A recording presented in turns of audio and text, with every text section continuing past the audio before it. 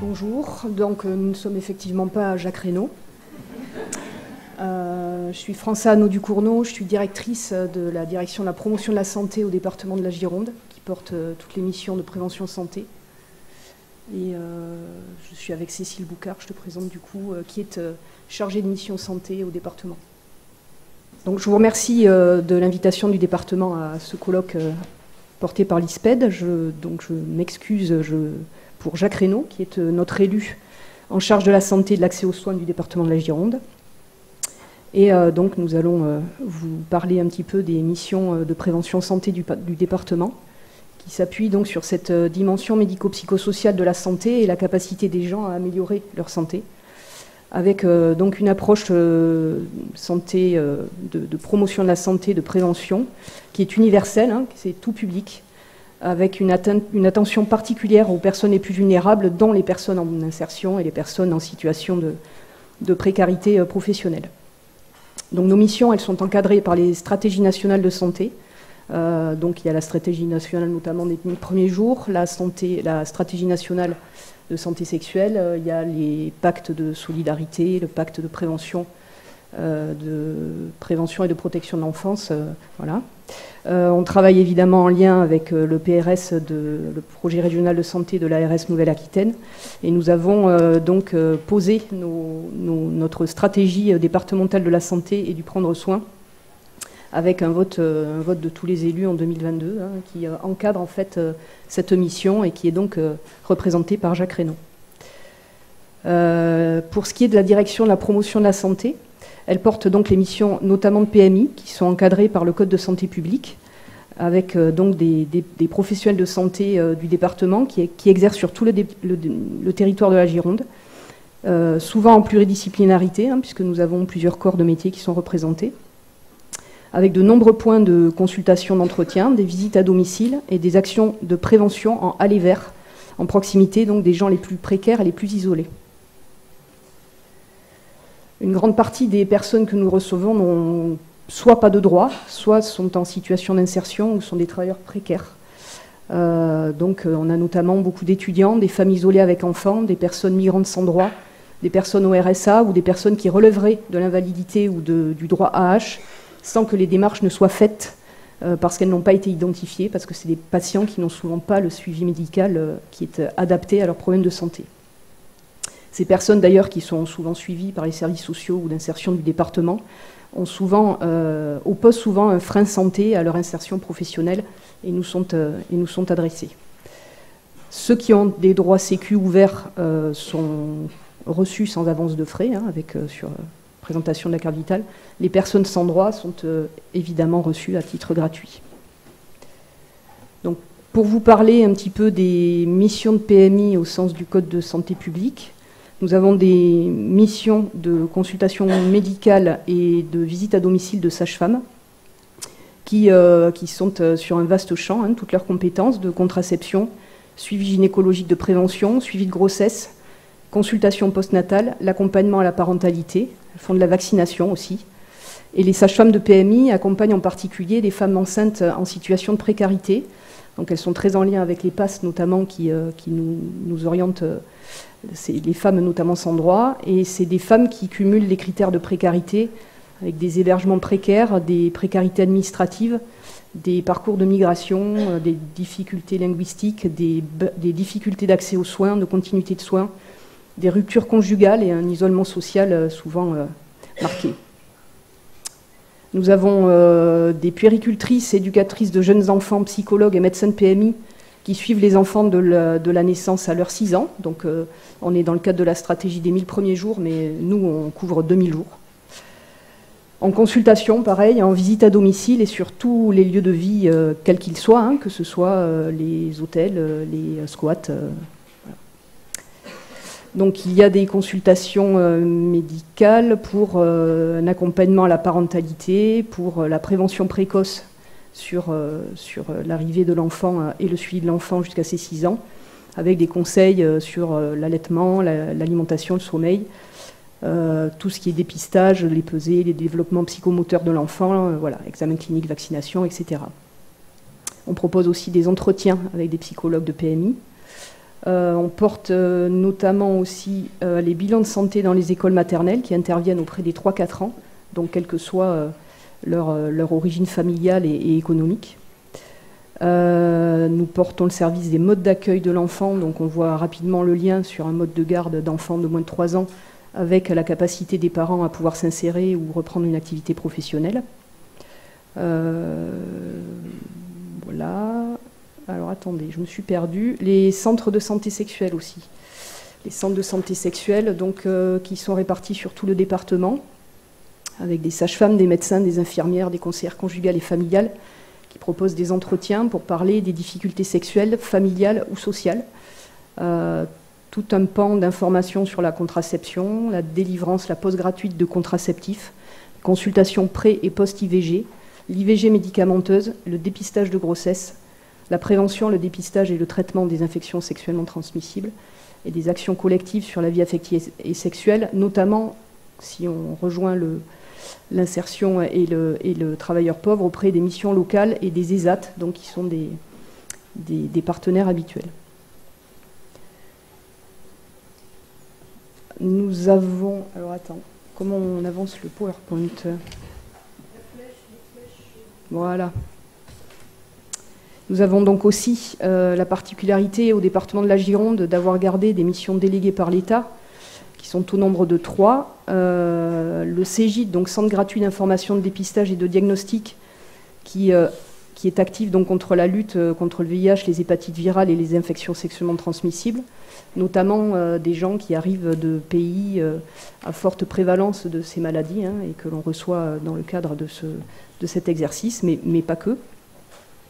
Avec donc des missions de dépistage, de prise en charge des traitements quand ils sont possibles, d'orientation vers l'hôpital pour ce qui est du VIH et des hépatites virales, de contraception d'urgence, de vaccination, des actions de prévention hors les murs, et la prévention et la détection de violences sexuelles. Et je n'en ai pas parlé pour les centres de santé sexuelle, mais bien entendu, tous les dépistages de discrimination et de violences sont faits dans le cadre de ces consultations de santé sexuelle. Nous portons aussi donc le CLAT, le centre de lutte anti-tuberculose, qui est situé à la maison départementale de la santé comme le CEGID, qui est un centre de dépistage, de traitement et de suivi des populations exposées, notamment les personnes migrantes qui arrivent de pays à forte prévalence de tuberculose. Donc qui porte la vaccination BCG en lien avec les équipes de PMI, et qui enquête autour des différents cas diagnostiqués. Enfin, nous avons un centre de vaccination départementale qui a pour vocation d'améliorer la couverture vaccinale de la population girondine, avec une attention particulière pour les personnes sans couverture sociale à partir de l'âge de 6 ans, puisqu'on les voit du côté de la PMI jusqu'à 6 ans et en centre de vaccination à partir de 6 ans.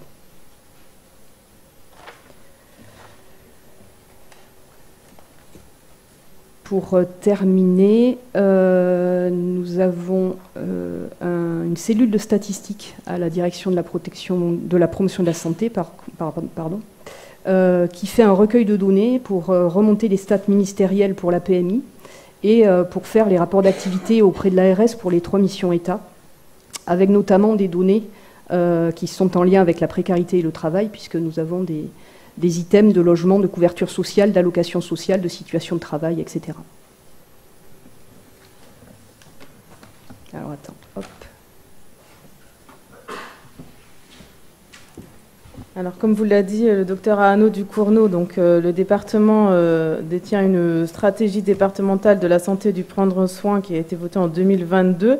J'en ai laissé quelques exemplaires à l'entrée, ou je ne sais pas où Madame Bois les a disposés, mais enfin c'est pour ceux que ça intéresserait. Alors, vous y retrouverez de nombreuses actions, des priorités, mais des actions très concrètes, et elles montrent avoir la transversalité justement de l'ensemble des missions, y compris sur le volet, du coup, comme on l'a évoqué depuis le début de la matinale, le volet insertion sociale et le lien avec la santé. Et puis, il y a toute la question qui est de l'autonomie aussi. On m'a proposé d'intervenir, de mettre en valeur 2 projets d'actualité qui entrent dans le cadre de cette stratégie départementale de la santé et du prendre soin. Vous retrouverez plusieurs projets phares. Aujourd'hui, je vais vous évoquer avec vous, mais alors très rapidement, décidément, on n'est pas les rois du PowerPoint, les reines, voilà. La question de la mutuelle girondine. En avril dernier, le département de la Gironde a lancé un appel à partenariat à destination des opérateurs mutualistes pour proposer une mutuelle girondine un peu sur le modèle des mutuelles communales, mais donc on est à l'échelle bien évidemment départementale, en partant du principe que une certaine population potentiellement peut accéder à une mutuelle, même en situation de pauvreté ou en tout cas de très faible revenu via la complémentaire santé solidaire. On pourra y revenir si besoin. Une complémentaire santé solidaire qui peut être gratuite, absolument gratuite en fonction des revenus ou participative. Mais les élus ont voulu justement prendre en compte la part de la population girondine, en l'occurrence, qui a des revenus légèrement supérieurs à ceux qui leur permettent un accès à la C2S. Et Jacques Reynaud, donc qui n'est pas là, mais qui est par ailleurs médecin libéral, lui-même dans son cabinet faisait le constat très régulièrement de personnes, de patients qu'il rencontrait, qui faisaient abstraction de la mutuelle, qui faisaient le choix de s'en passer compte tenu des difficultés à la payer en fait et accéder. Donc les élus ont souhaité lancer ce projet à l'échelle départementale. L'appel à partenariat a été lancé en avril, en lien avec la CPAM, c'est-à-dire que le plus possible, on a objectivé le besoin. Donc en gros, on est on a à peu près une partie 11% des affiliés à la CPAM qui ne disposent pas de mutuelle. Si on prend tout régime de sécurité, enfin tout régime confondu, si on rajoute la MSA, les régimes spéciaux, alors il y en a moins maintenant, mais on va dire SNCF ou autre, on peut évaluer qu'entre 11, c'est le grand minimum, et 14% de la population girondine ne dispose pas de mutuelle. Voilà, tout simplement, on applique le taux de non-recours national qui est 32%, le taux de non-recours à la C2S, dont je vous parlais tout à l'heure. Et en gros, on observe qu'on est entre 150 et 200 000 Girondins potentiellement qui n'ont pas de mutuelle et qui ne peuvent pas accéder à la C2S. Partant de ce constat, donc, on a lancé au niveau du département cet appel à partenariat. Alors, je vais faire un peu de teasing parce que c'est trop tôt pour vous en parler. On communiquera, je pense, d'ici la fin de l'année, début d'année prochaine, sur ce sujet plus précisément. Et puis, si vous avez des questions, je pourrais vous en poser dans les limites de la procédure en cours. Évidemment, il s'agira de travailler le aller vers, la proximité, en lien avec les travailleurs sociaux et de santé du département, bien entendu, dans les années à venir. Alors, je vous parle maintenant du bus en plus. Alors, c'est un peu plus le projet vedette du moment au niveau du département. On a beaucoup de sollicitations. Alors, il y a des partenaires dans la salle, dans l'amphithéâtre ici, qui travaillent d'ores et déjà avec nous. Le bus en plus, c'est un projet qui est né de la crise sanitaire, on va dire, puisqu'il découle assez fortement du Vaxibus qui avait été mis en place par le département dans le cadre de la crise Covid. Très porté, d'ailleurs, ce Vaxibus par le docteur Arnaud Ducournau ici présent, si vous avez des questions tout à l'heure. Cet épisode, évidemment, pour tous, a montré avoir la nécessité d'aller vers des populations isolées, donc pour des raisons géographiques, le département de la Gironde est très étendu, ou pour des raisons psychosociales. Et donc, en novembre 2023, on a pu, grâce à l'acquisition faite de 2 véhicules aménagés sur mesure, lancer ce service nouveau. Alors je l'ai précisé parce que c'est pas rien. Pour ce faire, on a pu bénéficier d'une aide de 80% de l'Union européenne dans le cadre justement REACT-EU qui découle de cette crise sanitaire. Donc en lien avec la région qui est l'autorité gestionnaire, on a pu bénéficier de ces fonds. Alors le bus en plus, vous allez avoir un petit film tout à l'heure, donc je ne m'étends pas trop, et encore une fois, je pourrais répondre à vos questions. Mais alors, c'est vraiment l'outil de l'agilité, c'est-à-dire qu'à ce jour, il y a un véhicule qui intervient dans le Médoc, un autre en Haute-Gironde. On est en train de travailler le Nord Libournais. Le but, évidemment, sur du plus long terme, c'est de desservir l'ensemble des territoires ruraux de Gironde. L'idée, c'est d'aller au plus près des personnes qui sont, comme je vous l'ai dit, éloignées, mais des services, des MDS et des lieux de soins, en prenant en compte les missions du département qui vous ont été exposées tout à l'heure. Et l'idée, c'était de faciliter aussi le partenariat en interne déjà, là, entre nos services santé, services du prendre soin de manière générale, de l'insertion, du social, de permettre des temps communs. Pour ce faire, alors il y a plusieurs solutions. Soit c'est aux abords du bus en tant que tel, ou le plus souvent possible, on essaie de s'accoler à des équipements municipaux. On travaille avec les communes, avec les territoires, ce qui permet d'avoir à proximité du bus qui est aménagé qui bénéficie d'un lieu de consultation, de pouvoir, en s'adossant à un équipement municipal, en fait, on bénéficie d'une salle d'attente, de sanitaires plus confortables, et puis donc on a cette mixité des services qui peut être proposée dans un même temps. Tout à l'heure, vous allez voir ce petit film. Là, vous aurez l'exemple d'une conseillère insertion, chargée d'insertion, qui est présente en même temps que les professionnels de PMI. On a des temps de présence, des temps collectifs, par exemple, qui sont organisés en direction des allocataires du RSA. On a eu le cas à Saint-Vivien, allocataire du RSA de plus de 60 ans.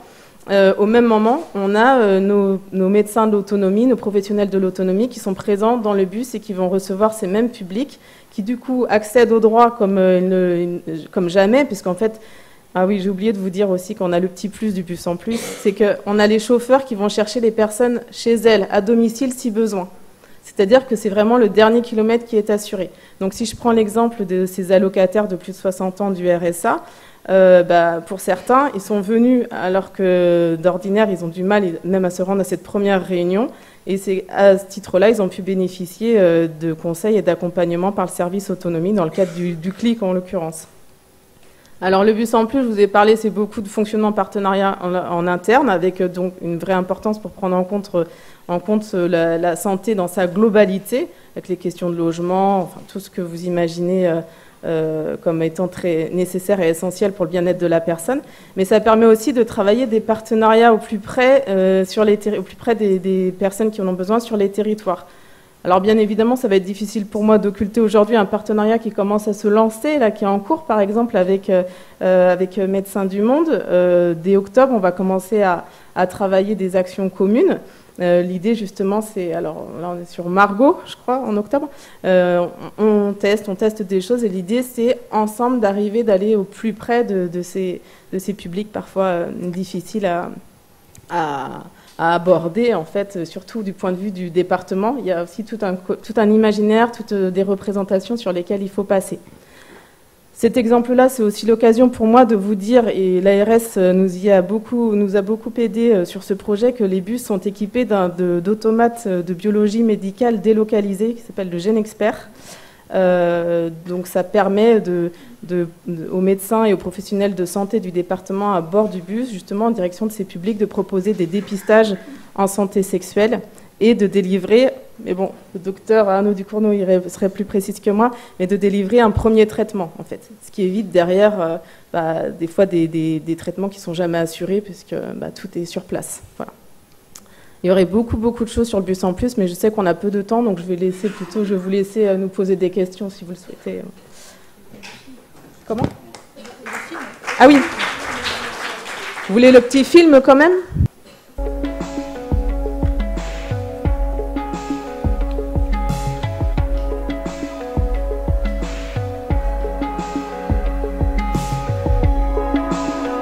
C'est sûr qu'effectivement, ça nous facilite bien la vie à ce niveau-là, de se dire que j'ai juste 10 minutes à faire pour aller ici. Ça me permet d'avoir une consultation tous les mois, d'être rassurée au niveau de sa santé.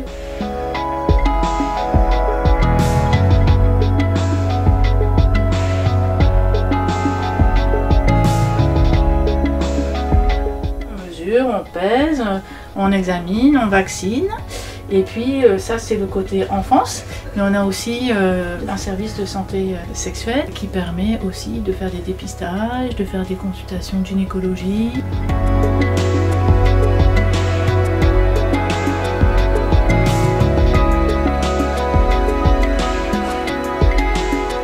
Ça facilite les démarches, en tout cas les gens sont ravis, ils ont découvert des services du département. On est là tous les mercredis sur le marché, donc les personnes viennent poursuivre la démarche qu'elles avaient engagée ou donner de leurs nouvelles. Elles ont compris que c'était un lieu où il y avait cet accueil-là.